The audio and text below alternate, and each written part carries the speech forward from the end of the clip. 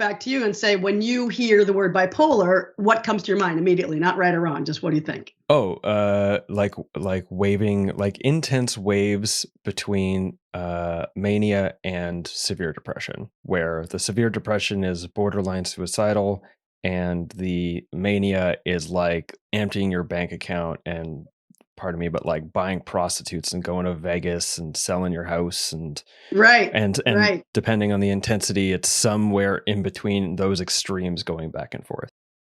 Yeah, I would say that was a super accurate description of bipolar Roman numeral 1, which is on the far end of the bipolar spectrum.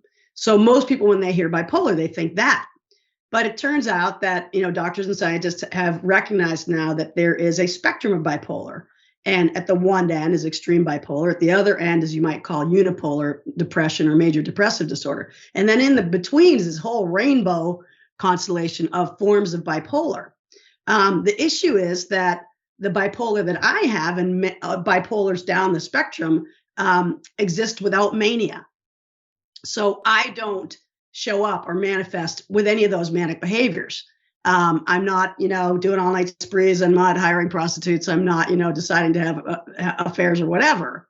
And so because I don't, and people like me, millions of people like me don't manifest as manic, we have high energy.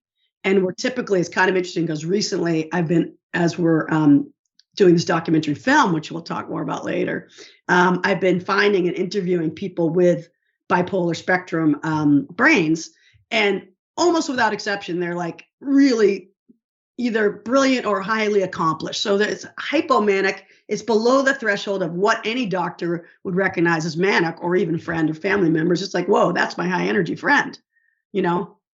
Everybody I went to college with was like that.